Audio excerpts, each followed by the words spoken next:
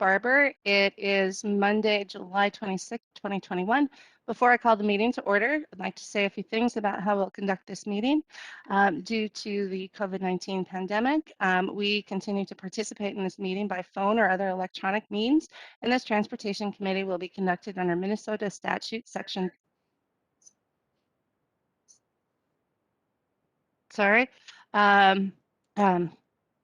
or under Minnesota Statute Section 13D.021.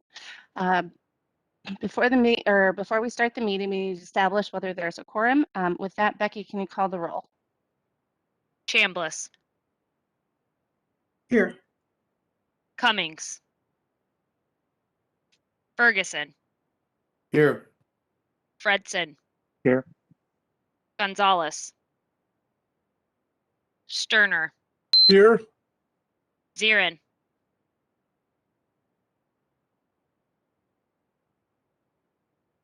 Zirin.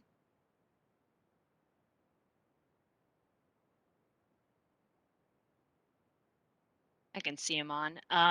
Barber. Here. Oh, I got you there. We got you. Thank you very much. So seeing a quorum present, I call to order the meeting of the Metropolitan Council Transportation Committee meeting for July 26, 2021. Our first order of business is approval of the agenda. Did anyone have any changes or additions to the agenda? All right, seeing and hearing none, we can move on to approval of the minutes, and it's the minutes for the July 12, 2021 Transportation Committee meeting. Did anyone have changes or additions to the minutes? All right, seeing and hearing none, I'd entertain a motion to approve the minutes.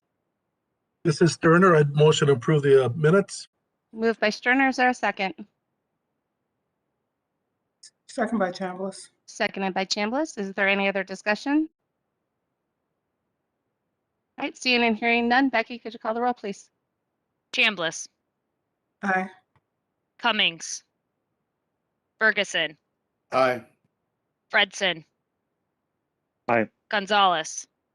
Sterner. Aye. Zirin.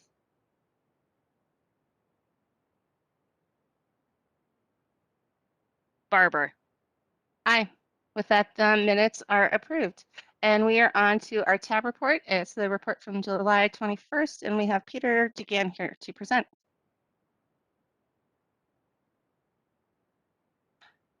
Peter, you might be on mute.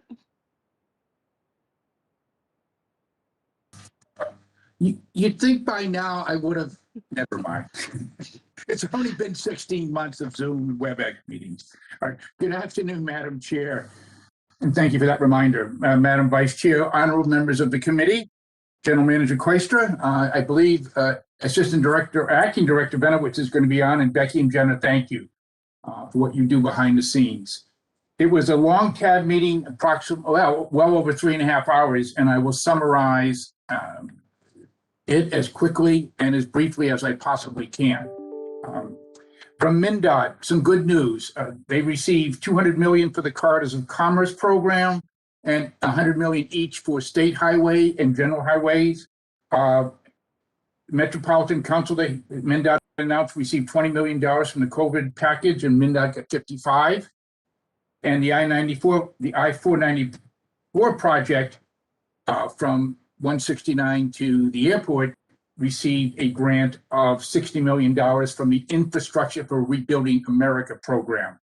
MPCA, to answer the question about the reliability of charging stations, which has come up quite a bit, the MPCA reported that charging stations, funded with VW money, they must have a 5-year service agreement. They must maintain a 95% uptime, repair the station within 24 hours of a report, and fully operational within 48 hours. From the MAC, continuing good news, 69% average daily departures over this time last year, and that's up to 420. Delta's going back to Paris. There'll be 189 active routes, including 180 domestic, 9 international in the month, in July and August. And Terminal 1, Terminal 2 have pop-up vaccines. and also the Blue Ram has the COVID testing station. The principal, the principal part of the meeting was on the regional solicitation, but prior to that, and I know many of you were able to watch Charles Small and Maurice Henderson speak, introduced by Chair Hovland and also the Met Council Chair Zelli. Just briefly, I will, and if Becky, I'm sure Becky knows this, but the presentation from Mr. Small and Mr. Henderson starts at 39 minutes and it ends at 1 hour and 26 minutes. If you would like to watch it on the YouTube presentation of the meetings. Mr. Small is the Deputy Assistant Secretary of the Transportation Department, Intergovernmental Affairs. His remarks were directed towards sustainability, equity, and innovation in transportation needs, and how to localize the spending and effectiveness of the infrastructure program that President Biden is pushing forward. Mr. Henderson was appointed by the Biden administration as a senior policy advisor to the Secretary Buttigieg. His talk was primarily on building back better and framing up President Biden's infrastructure plan, and also the need to be restorative and proactive in this program. The main part of the tab part of the meeting, I should say, was to promote discussion in July, this meeting, and then for have decisions ready in September on a couple of categories. The first one is, and I'll bring these to your attention with some comments. The first one was modal funding. And in 2020, you may recall, transit was increased by $5 million, the midpoint. And it's really the midpoint that affects funding. It's not the maximum minimum, but it's the midpoint that determines the funding between roadways, bike ped, and transit. The technical committees did not recommend any changes, so that will go forward. The modal funding will stay as it is. In the application categories and purpose statements, that too will go ahead as it is, no changes. In 2 cycles, though, well, let me step back, please. Right now, the purpose statement, okay, why are we doing this, is based upon the criteria and scoring. In 2 cycles, that will reverse, and it will be the purpose statement first of what we're doing or why we're doing it, and then the application comes and the criteria and scoring. So the application category and minimum maximum awards, again, was voted, not voted, but the overwhelming majority was to recommend no change, as did the technical committees. However, many TAB members pushed for expansion of roadways to new suburban communities. The bridge target of 10 million will be left the same. The ABRT 25 million, BRT 7 million for a total of 32 will be left the same. And the new market guarantees, again, primarily for suburban communities. And in the bridge category, Commissioner Gottel of Hennepin County pointed out that much of that money will be used for repair, not new bridges. The most discussion came up on what is called criteria weighting. And the recommendation here was in the new category of spot mobility. And spot mobility, as you know, is at grade intersections such as turn lanes, roundabouts, traffic signals, and they have had an impact, or they can have a detrimental impact on pedestrian safety. And we have seen an alarming rise in fatalities, both in the metro and the state. And the thought was to give spot mobility increased percentage of weighting, the spot mobility category, and decrease congestion. There was also a comment or a suggestion to perhaps take points away from role in the regional system. And this was undecided. Chair Hovland said he would like some more options from staff in the August meeting, but he gets a strong sense of the need for safety. And that certainly was overwhelming, but not at the expense of air quality. The next was the strategic capacity, and that is primarily roadways. And the award from the policy work group of last 2 summers ago, the expansion category was raised to 10 million from 7 million. And the two opposing points of view on this were many members had concerns over climate, that expanding roadways or the strategic capacity for roadways would continue to would cause climate disruption. Many of the suburban, or I should say the suburban county members, Dakota, Scott, Carver, and Hennepin, Maple Grove, Maple Grove being at Hennepin, really pushed and noted the need for expansion, either of transit or roadways in their communities due to the growth. One of your members, Commissioner one of the Dakota County Commissioners, Commissioner Holberg, also linked the expansion to your council's density requirements. But for the transit advocates, we are getting money returned from the regional solicitation that could not be used, and that is going to go towards transit.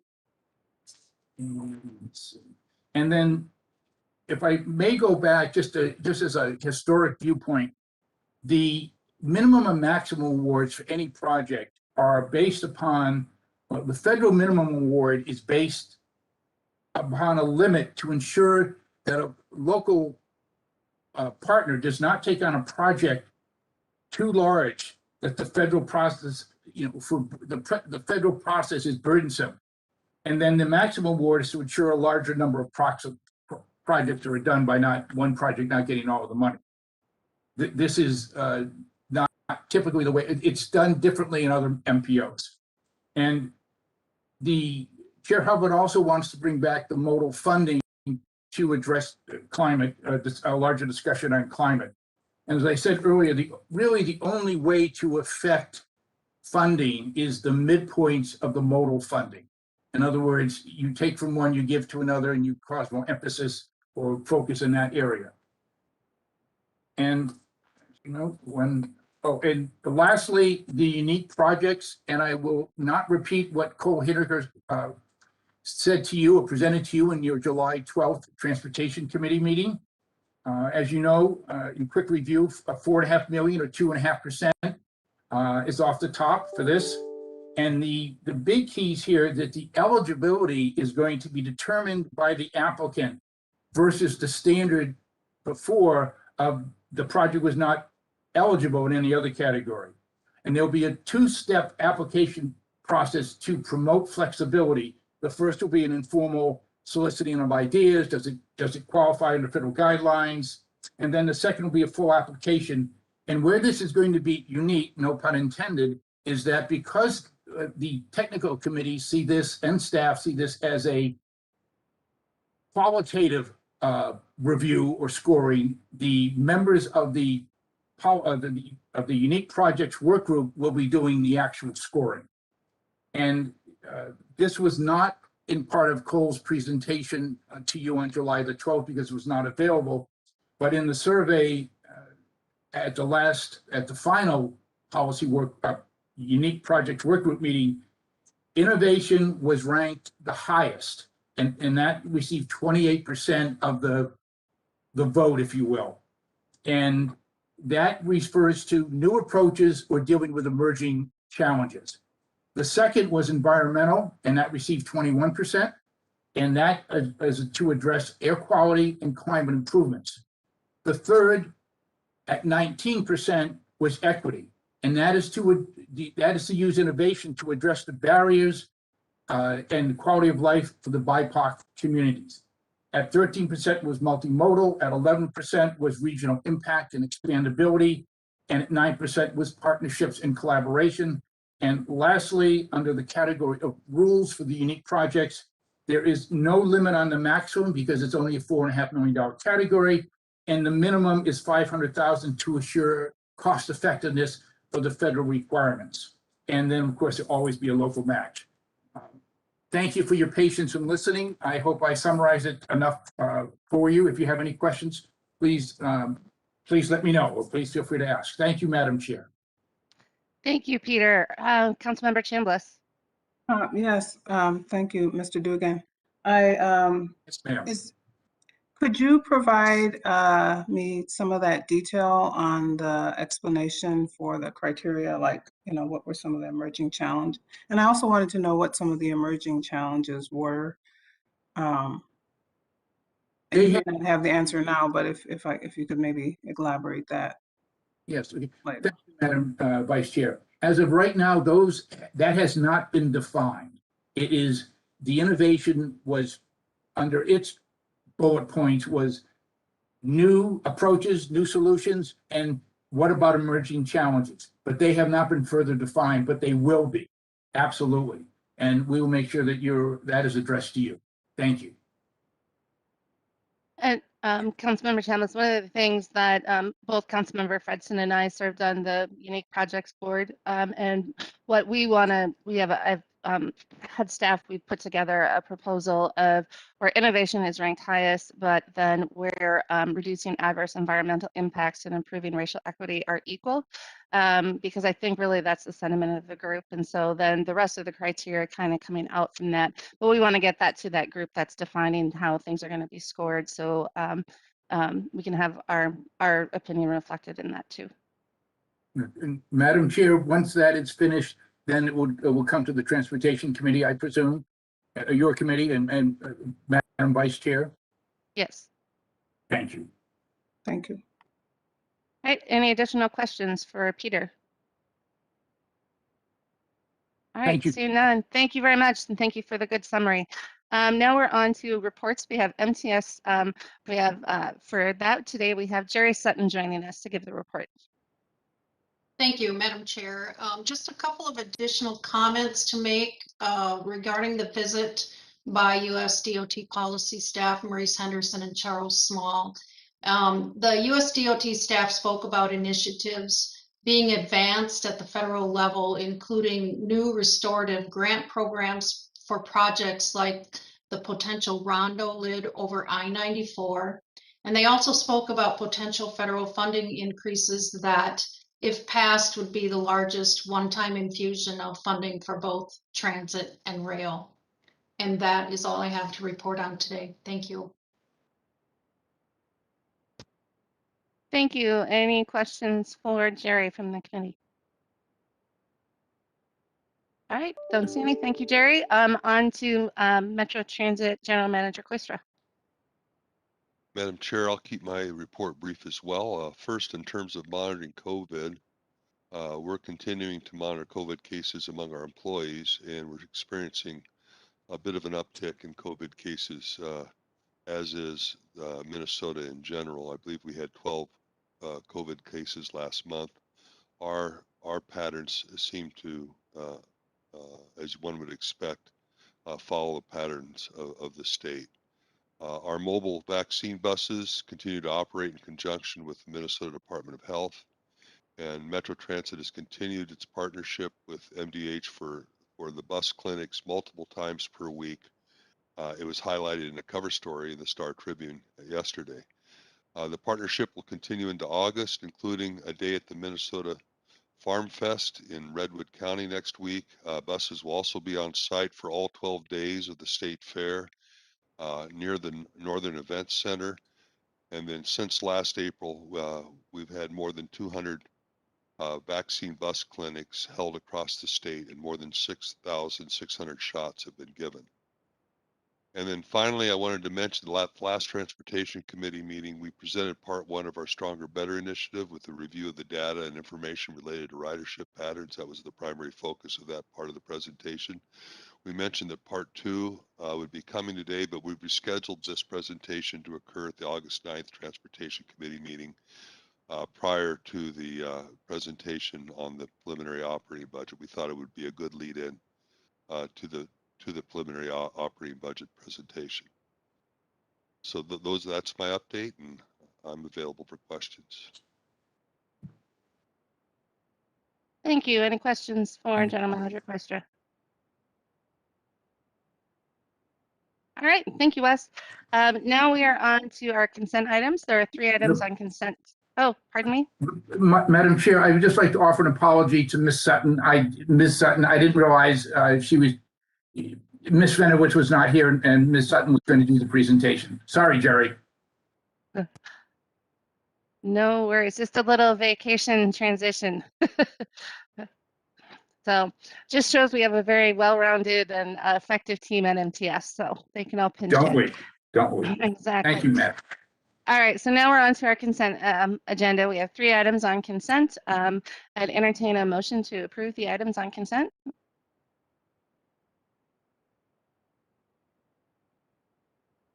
Fredson, I'll move the recommendation to approve the consent agenda. Thank you. Moved by Fredson. Is there a second?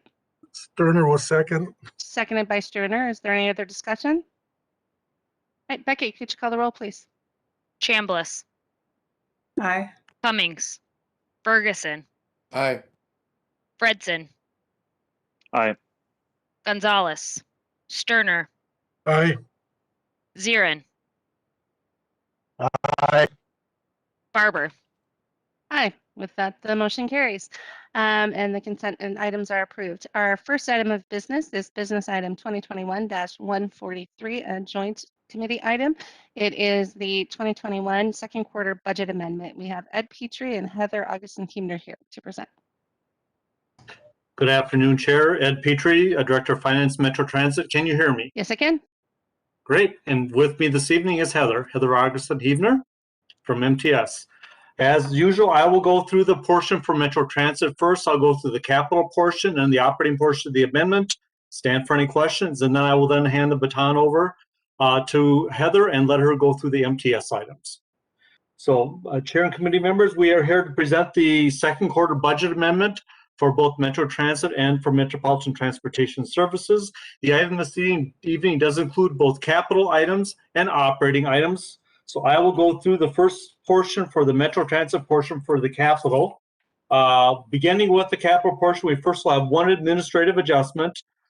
This is an administrative adjustment for the D line. Originally with the D line about a year ago, we had put up just over $7 million worth of RTC funds waiting for the 2021 CMAQ grant to come in. That CMAQ grant has now been executed. So now we can bring those funds in and then remove this $7 million of RTC encumbrance out of that project. We also have a number of projects that we are now closing this evening or recommending for closure this evening. The funds have been expended and they are ready to close. The majority part of the portion though is I will go through our adjustments to the capital budget for Metro Transit. One of the things, if you want to go by the weight theory, this is a very large amendment for Metro Transit, and the reason it's so large is the fact is that we have applied for all the federal grants for 2021.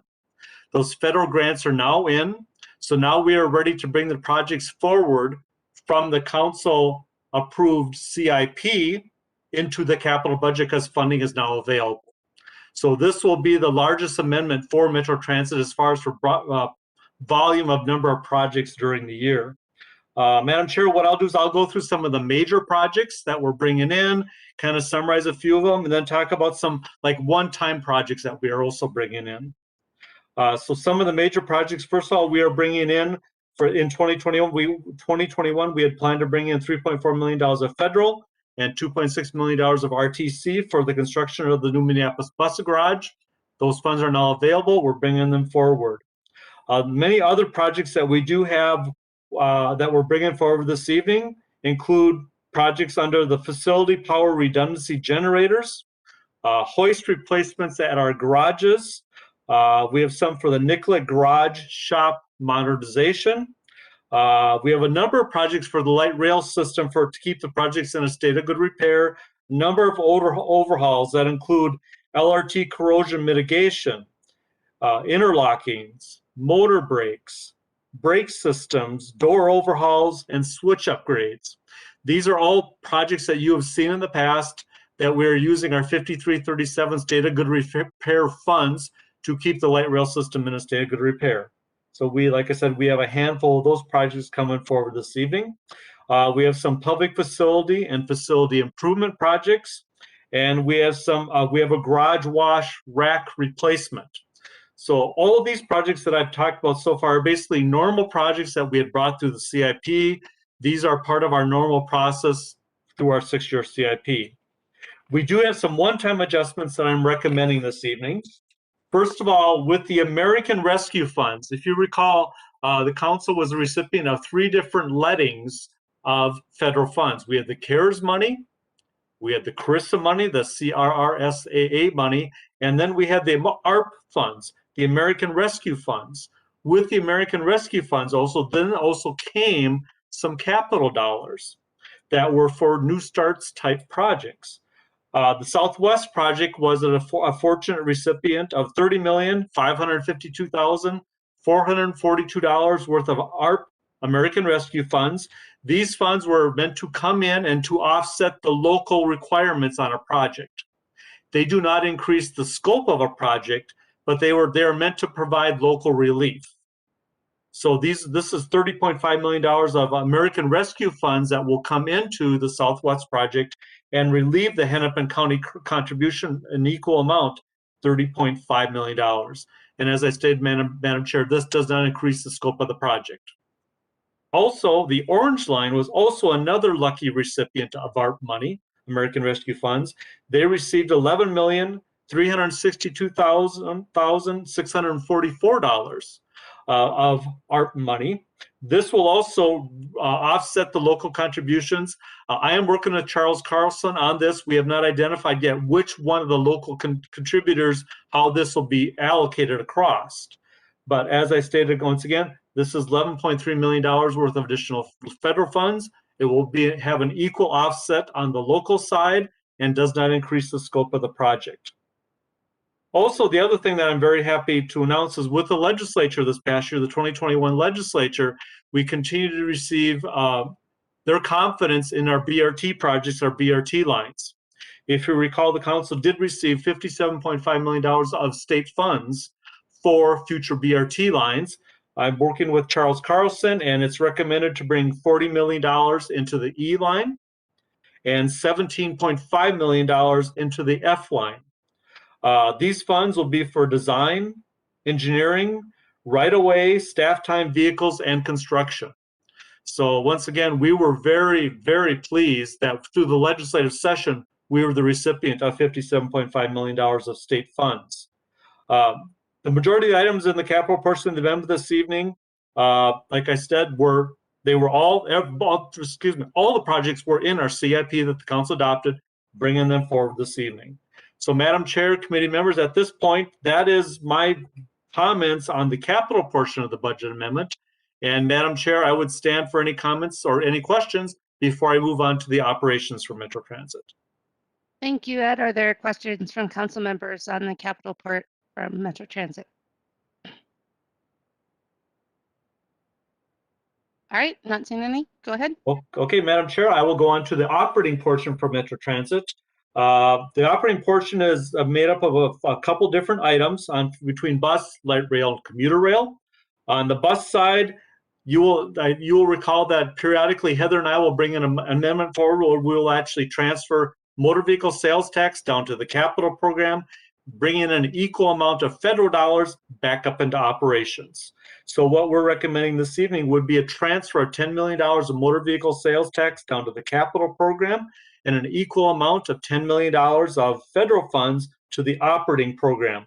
As I stated, this is a customary adjustment that we have historically done. It's a dollar for dollar exchange of funds. It has no impact on regional MVSM allocations, no impact on invest or operating reserves or on any of our planned projects. It's just for administrative adjustment that we're making for ease of administration of the funds.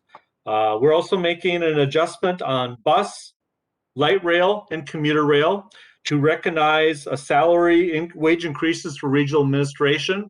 When we originally adopted the budget in 2021, did not include wage increases. So this is to now recognize the wage increases for 2021. It's about $800,000 for the allocations come to Metro Transit bus allocations, just over $82,000 for light rail, and $14,000 for commuter rail.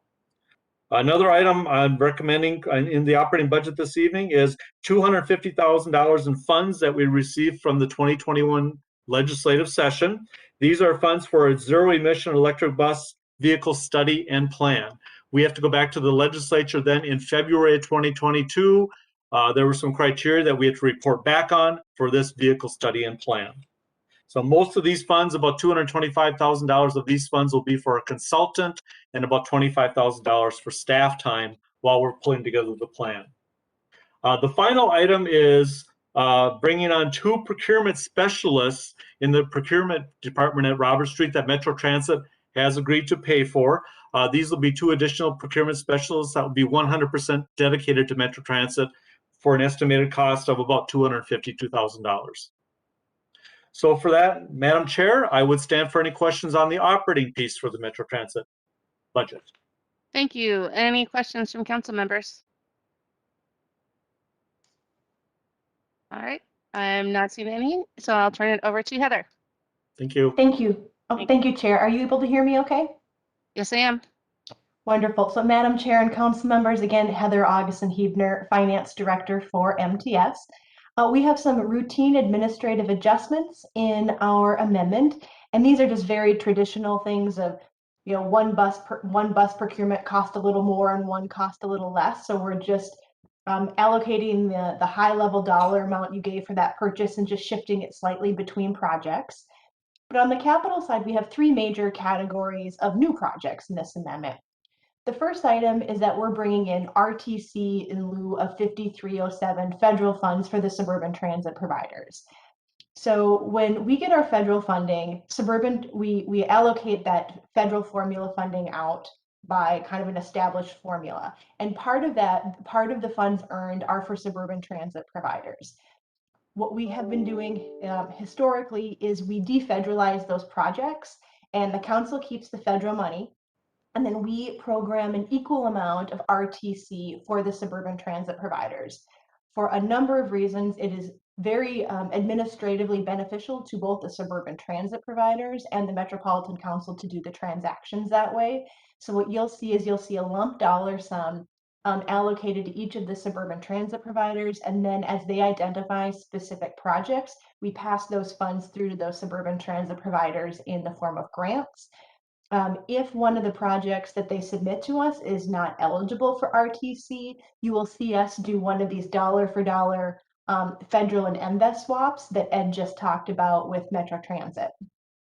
The second category that we're bringing in is 2 competitive grants, capital grants for the suburban transit providers.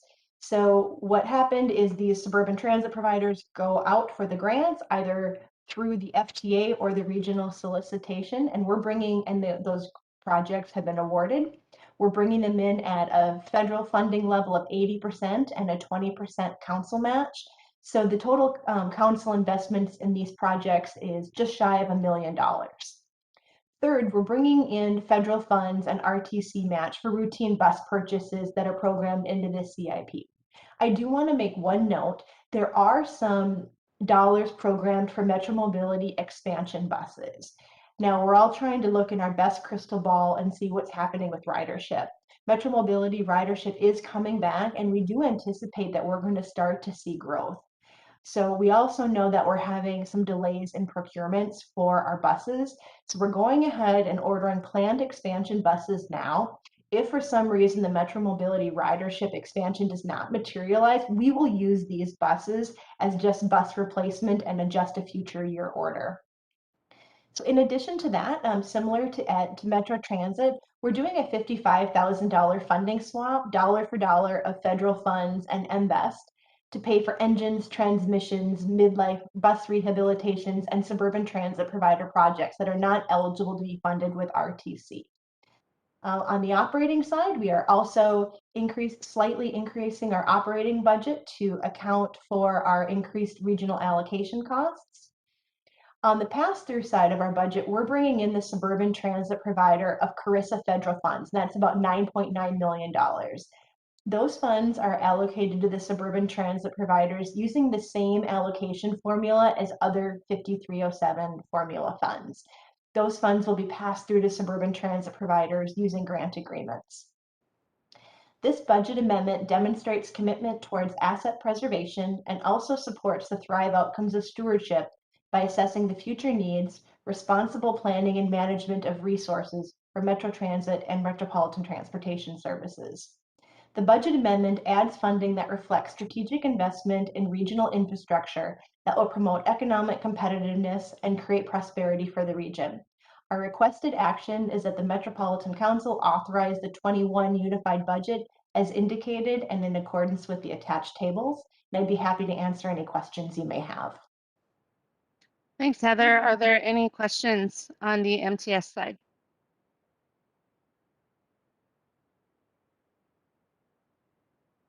All right, seeing and hearing none, I'd entertain a motion to approve business item number 2021-143 JT. This is Sterner. I'd make a motion to approve the item. It's moved by Sterner. Is there a second? Second by Chambliss. Seconded by Chambliss. Is there any other discussion? Seeing and hearing none, Becky, could you call the roll, please? Chambliss, Aye. Cummings, Ferguson, Aye. Hudson, Aye. Gonzalez, Sterner, Aye. Zirin, Aye. Barber. Aye. With that, the motion carries. Thank you Thank very you. much, Heather and Ed. Thank you. Next, we're on to business item 2021-178. It's the Blue Line Enhancements Phase 2A contract, and we have Ryan Heath here to present.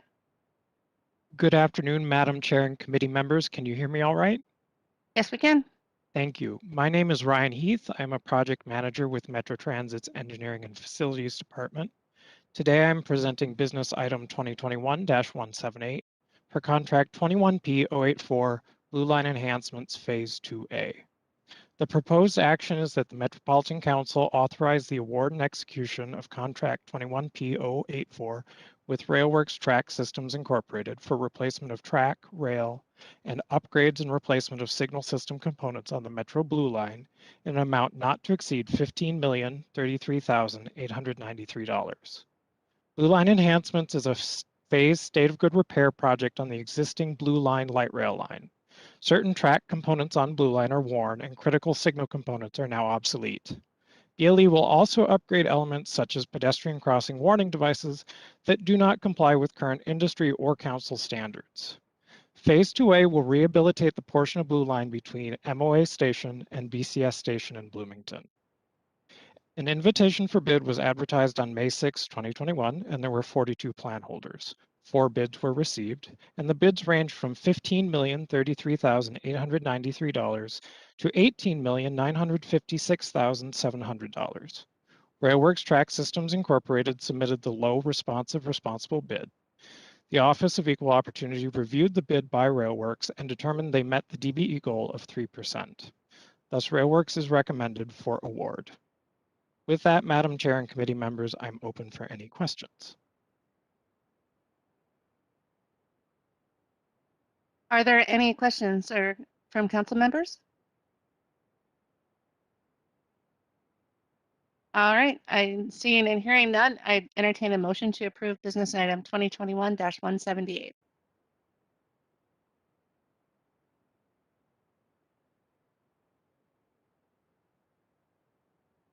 Chambliss moves to approve.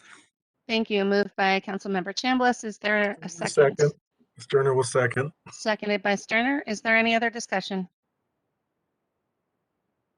Seeing and hearing none, Becky, could you call the roll, please? Chambliss, Aye. Cummings, Ferguson, Aye. Hudson, Aye. Gonzalez, Sterner, Aye. Zirin, Zirin's aye. Barber. Aye. With that, the motion carries. Thank you very much. Next, we are on to business item 2021-190, which is Metro Purple Line BRT Ramsey County Project Development Capital Grant Agreement. And we have Craig Lamont. Welcome. Thank you. Good evening, Madam Chair and committee members. I've got a pair of items here before you tonight, starting with this item first.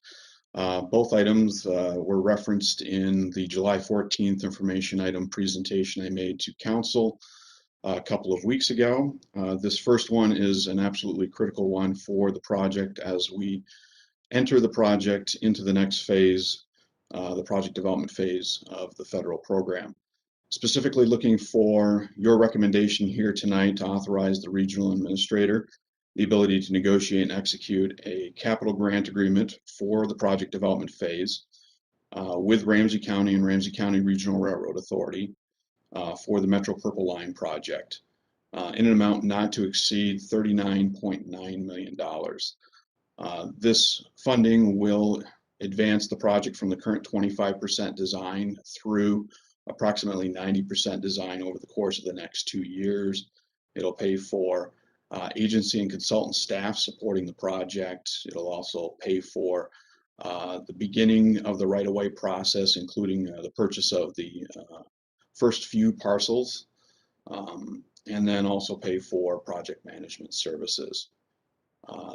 The Ramsey County Regional Railroad Authority Board as well as Ramsey County Board are anticipated to take similar actions later in the month of August, approving and committing the funds first and then approving the grant agreement.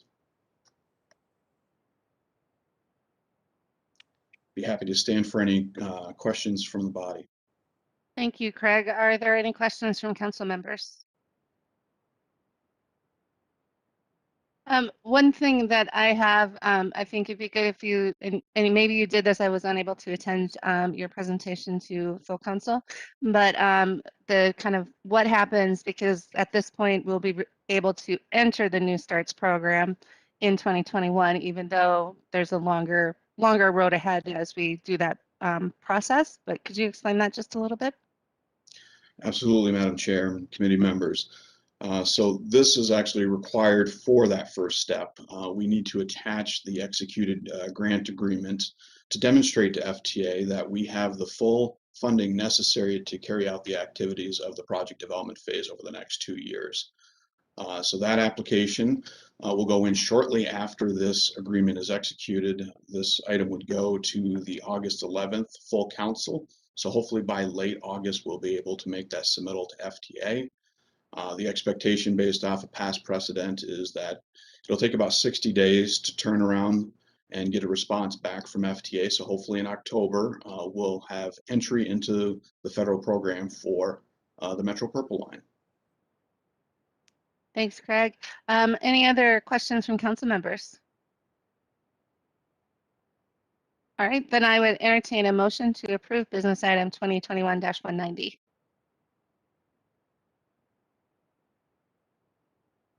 It's Fredson. I'll move the staff recommendation. Thank you. It's moved by Fredson. Is there a second? Second by Sterner. Seconded by Sterner. Is there any other discussion? Seeing and hearing none. Becky, could you call the roll, please? Chambliss, Aye. Cummings, Ferguson, Aye. Fredson, Aye. Gonzalez, Sterner, Aye. Zirin, Zirin's aye. Barber. Aye. With that, the motion carries. The next business item, as Craig mentions, is also for this project. It's business item 2021-191, and it's a cooperation agreement with MnDOT. And turn it back to Craig. Thank you, Madam Chair and committee members. The second item I have here tonight is a first of a series of agreements with the Minnesota Department of Transportation for their support of the project, committing their agency staff on a full-time and part-time basis for the next 2 years and then beyond.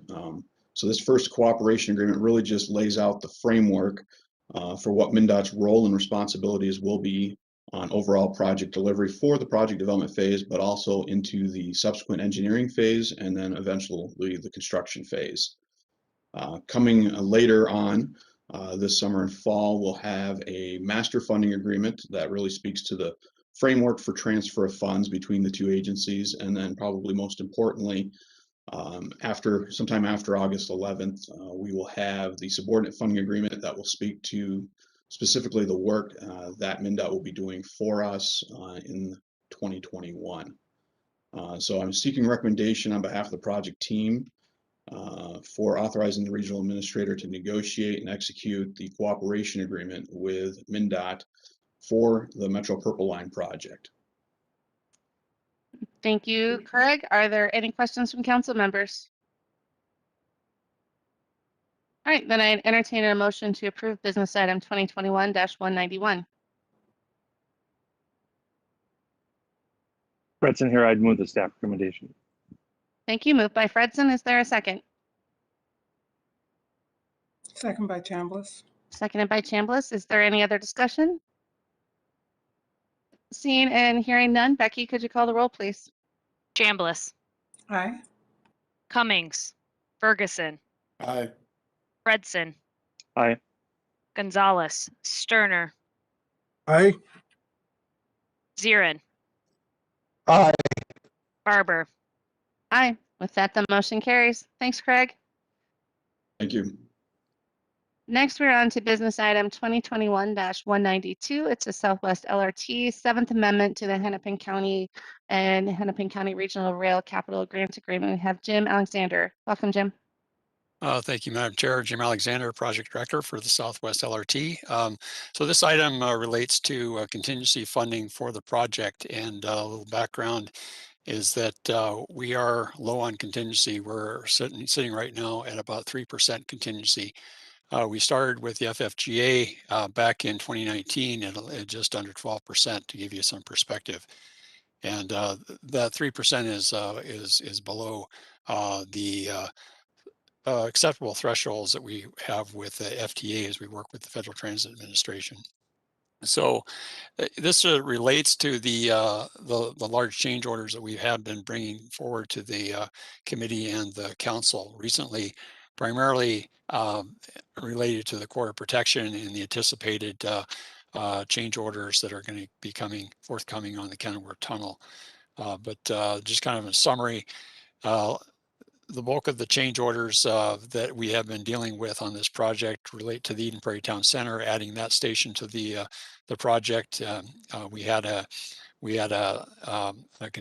fairly heavy contingency draw on for the Franklin O&M facility when we awarded that contract for construction, and the Corps of Protection barriers part of that. The contaminated soils we had brought forward earlier this summer, and the system storage that we had brought forward.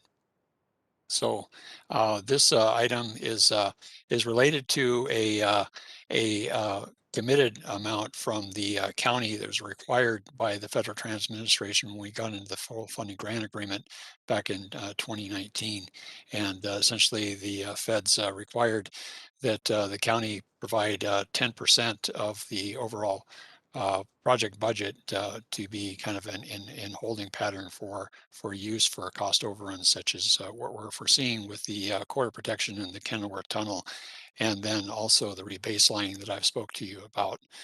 So, Madam Chair, I have before you tonight the proposed action that the Metropolitan Council authorized the regional administrator to negotiate and execute the 7th Amendment to the capital grant agreement with Hennepin County and Hennepin County Regional Rail Authority to add $200,315,255, bringing the total grant amount to $878,080,704. And with that, Madam Chair, I'll be glad to take any questions.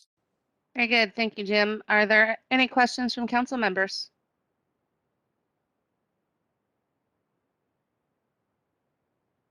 All right, I entertain a motion then to approve business item 2021-192. Motion to approve by Chambliss. Moved by Chambliss. Is there a second? Single second. Seconded by Fredson. Is there any other discussion? I just wanted to highlight that even though we have a number, even though we need to increase our contingency base, it's really important to think about the Thrive livability opportunities that we're going to get from the Green Line extension and the regular Green Line, with 145,000 forecasted jobs to 35,600 forecasted residents in downtown Minneapolis, and 55,800 within a half a mile of the stations on each side. So this is a great opportunity for investments that we're going to see for decades. Thank you, Councilmember. Any additional questions or comments?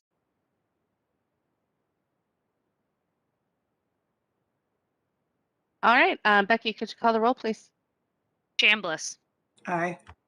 Cummings, Ferguson, Aye. Fredson, Aye.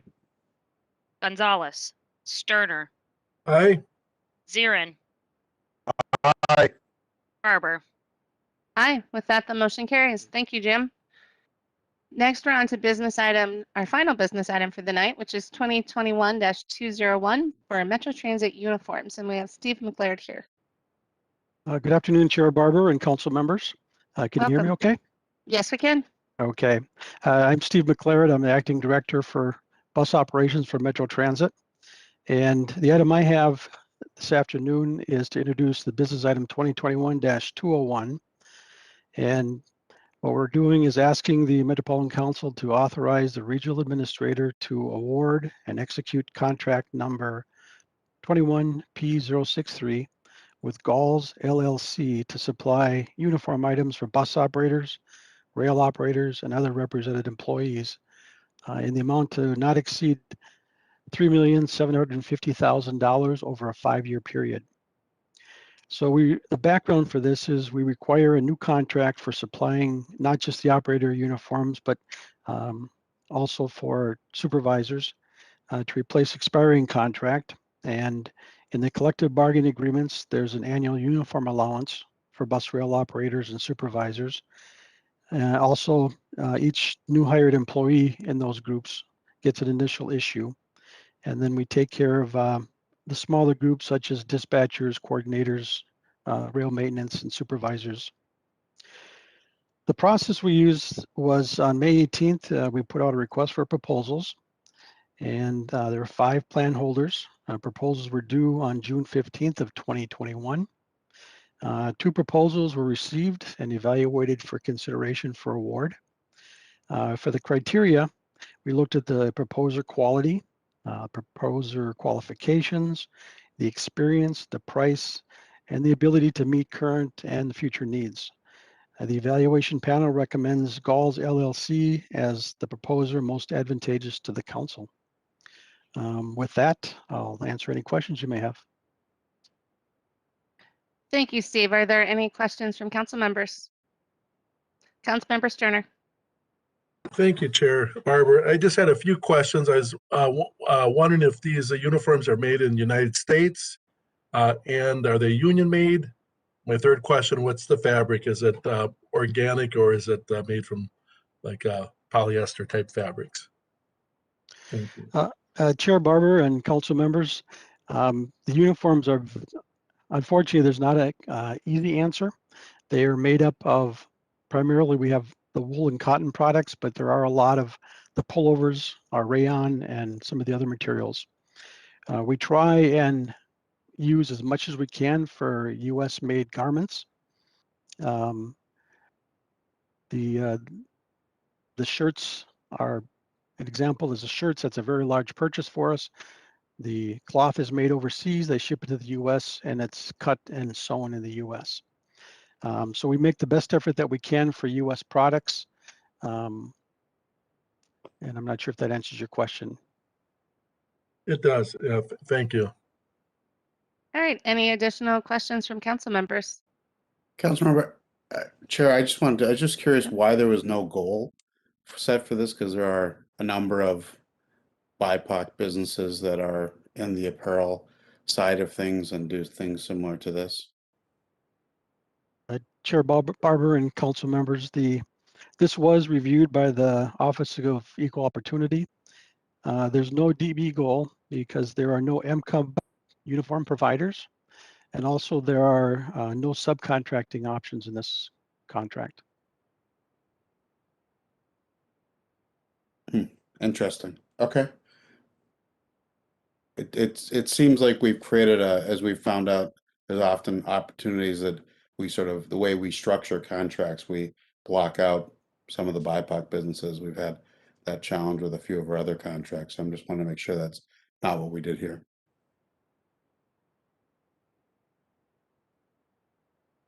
Is there someone from OEO that can share that, or how did we go out and search for DBE people that could work on uniforms?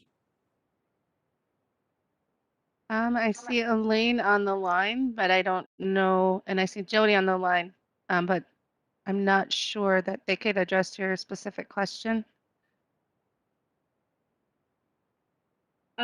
Chair, council Oh, I members, see I Matt. can certainly address that.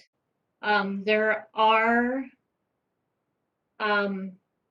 very few uniform suppliers that, well, one, provide uniforms. But in this particular situation with the magnitude of the uniforms that must be supplied for this contract, we could not find any MCUB suppliers that could meet the requirements. And as stated previously, it did not lend itself to subcontracting opportunity. So there was no part of the uniform that somebody else could have done.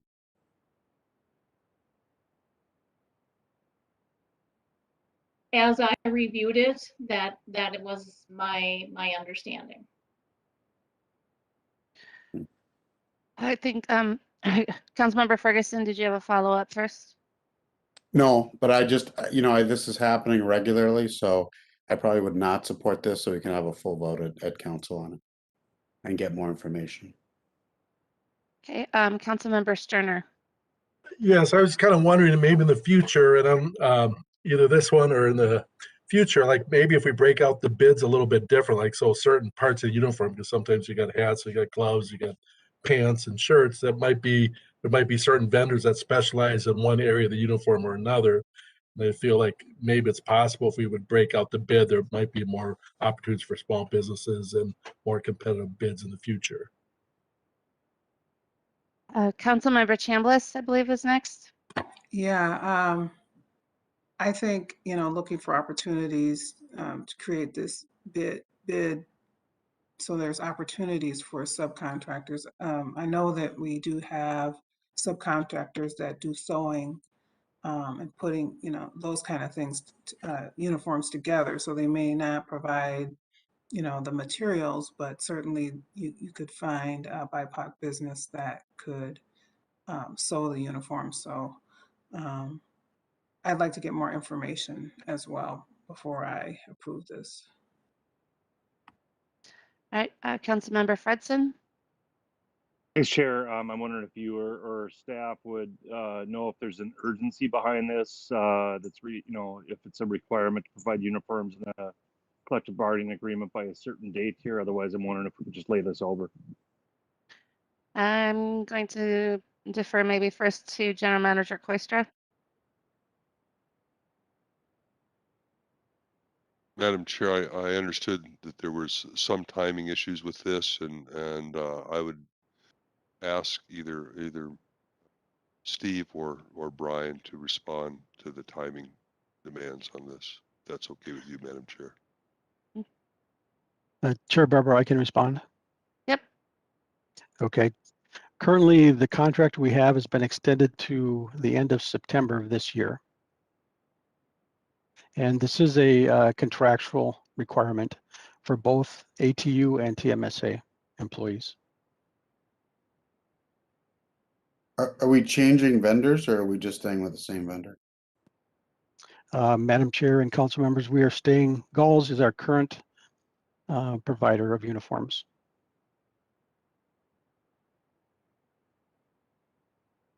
Councilmember Chambliss. Yeah, I feel like the timing issue comes up a lot. I think if we could get more lead time to review some of the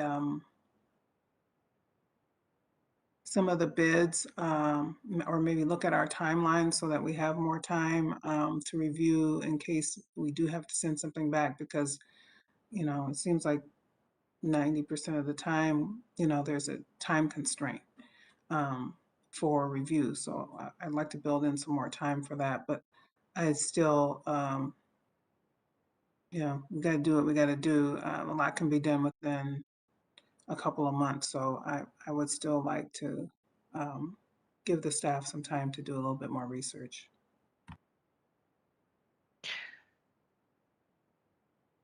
So, Councilmember Fredson. It sounded like you were gonna offer a recommendation on our path forward here. So We have, yeah. I'm trying to figure out what the best option is to do this. And so one option we could have is to table the item to our next meeting, which is August 9th. And then if we needed to move it faster, we can move it as a same week item to council to bring time in. What would the will of the committee be? I'd like to make a motion to table the item. Fredson here, second. All right. Is there any other discussion?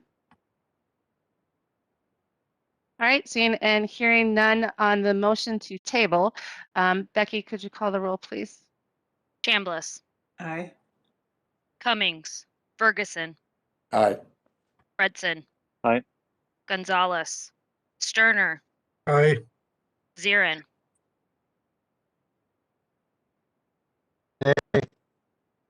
Barber. I'm sorry. Zarin, I'm sorry, I didn't hear yours. Zirin's a nay. A nay?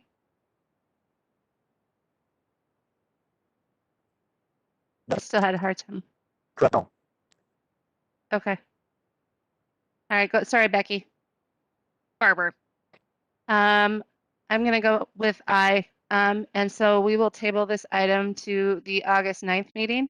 So with that, that's the end of our business tonight. I would say items number 1 and number 5 go non-consent. So the budget amendment, obviously, and the Southwest LRT item, non-consent to the full council.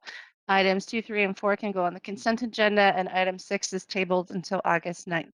Does everyone agree with that? All right, very good. Well, then we finished up early, so everyone can go enjoy a nice summer evening, and we will see you in this week later. Sounds good. Have a good night, everyone. And the meeting's Okay, adjourned. good night. Bye-bye.